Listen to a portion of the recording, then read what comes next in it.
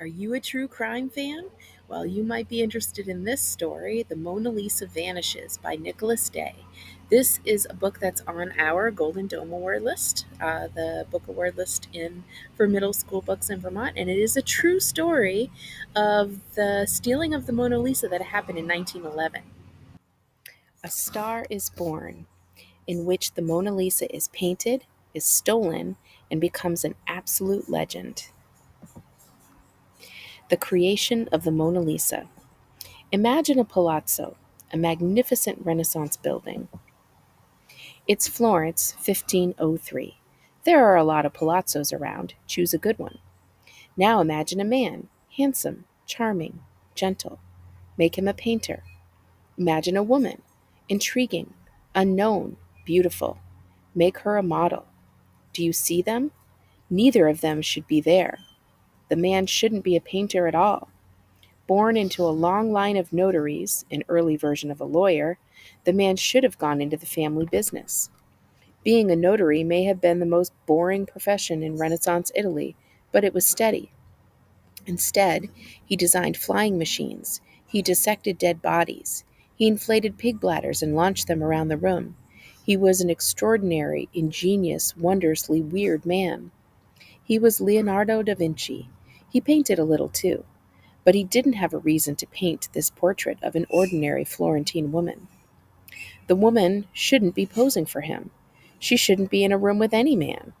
She should be hidden away in a convent, the home of a Catholic religious order.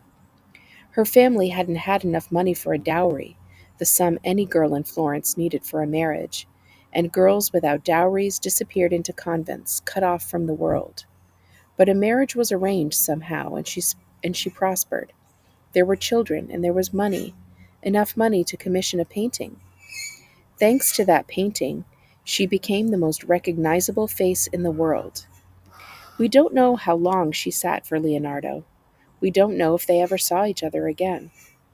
We do know that afterward, the woman staring out of the painting, Lisa Gherardini, will watch as the city around her is invaded and pillaged. It will be brutal. Upon her husband's death, she will finally enter a convent. We know that the man staring into the painting, Leonardo da Vinci, will flee Florence. He'll move up and down Italy, a brilliant artist without a place to call his own. As an old man, he will end up in another country altogether. When he makes the journey over the Alps to France, he will strap this portrait, the Mona Lisa, to a donkey. He will die. But what happens in that palazzo will make her ageless.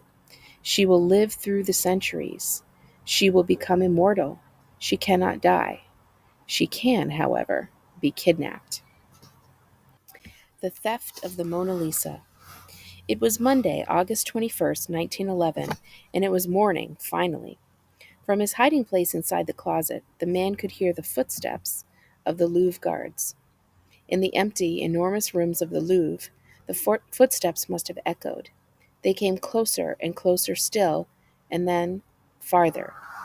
Each time the guards walked right past him. He had no idea if they were looking for him, but they should have been. On Sunday, the man had come to the Louvre just like any other visitor, but when the museum was closing, he didn't do what other visitors did. He didn't leave. The Louvre wasn't a hotel. You weren't supposed to spend the night. But a few months before, a French journalist had done the same thing. The journalist didn't think the Louvre's security was any good, and to prove it, when the museum closed, he crawled inside the sarcophagus of an Egyptian king and stayed there until the morning. He was right about the security. No one bothered him, not even the Egyptian king, whose sarcophagus he'd borrowed. All the journalist took from the Louvre was material for an article, an expose on the museum's lousy security. This man wanted to take more than that. They'd both gone unnoticed because the Louvre wasn't just an art museum. It was a labyrinth with 1,000 years of hiding places. It was first built as a medieval fortress, complete with a moat. It became a palace, the magnificent home of French royalty.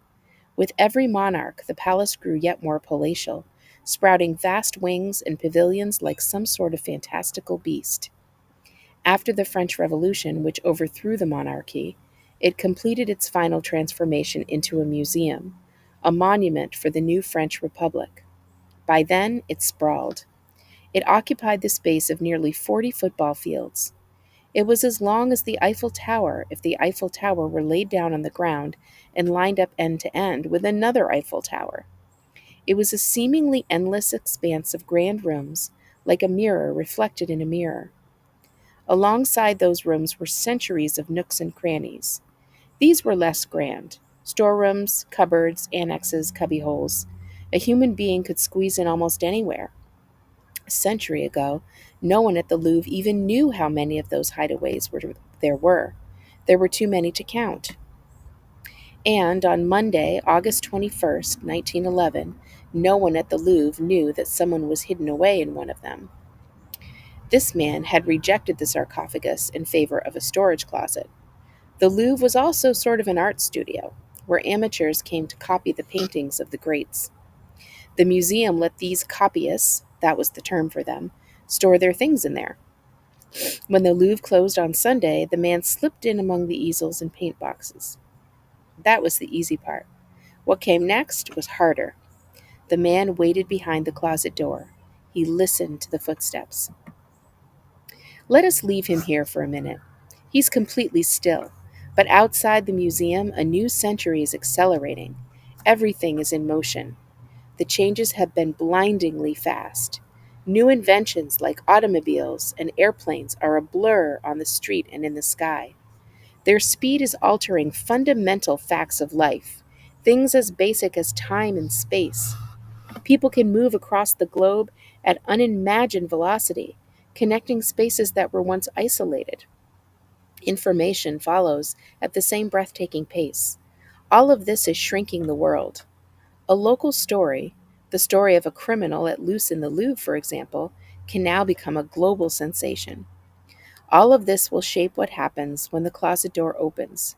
It will be a story at the mercy of this new breakneck century. The halls of the Louvre went quiet. A closet door cracked. When the man stepped out of the storage closet, sleepless from a night with the easels, sweaty in the August heat, he was alone. Or almost alone. He was surrounded by the most extraordinary paintings in the world. The storage closet had an extremely good location, a suspiciously good location. Around the corner was the Salon Carré, the home of the most prized paintings in the Louvre. The great Italian painters were all represented: Raphael, Titian, Tintoretto, and Leonardo da Vinci. The museum was closed on Mondays, but it wasn't abandoned. The staff still came in: curators, cleaners, maintenance workers. There were guards too, but fewer, and they had to cover an area the size of a small city. None of them saw the man leave the closet, but if any had, they might not have noticed. He was wearing a white smock, the uniform of the Louvre maintenance workers. It was a suit of invisibility. He was too normal to be noticed. He didn't look like a thief. He walked around the corner into the Salon Carré, the heart of the Louvre.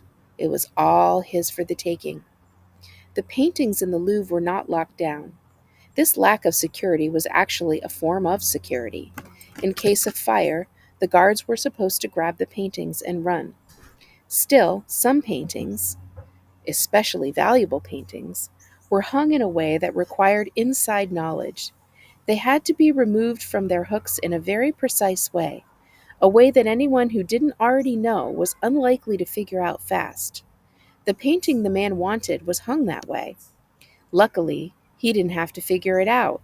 He already knew. He slid it off the hooks in seconds. It was all going according to plan. On the wall, the painting was sublime. Off the wall, it was agony. Painted not on canvas but on wood, surrounded by an antique frame and glass, the whole thing weighed in at almost 200 pounds. Somehow the man wrestled it into the nearest stairwell. Here he was safe, or safer. He removed the glass case and cut away the frame. The painting itself was all that was left: 3 slabs of wood joined together, measuring less than 3 feet high and 2 feet wide. It was over 400 years old, and it was his. Almost. There was a problem. A painting on canvas, once outside of its frame, can be rolled up. A painting on wood can never be rolled up. A slab of wood is always the size of a slab of wood.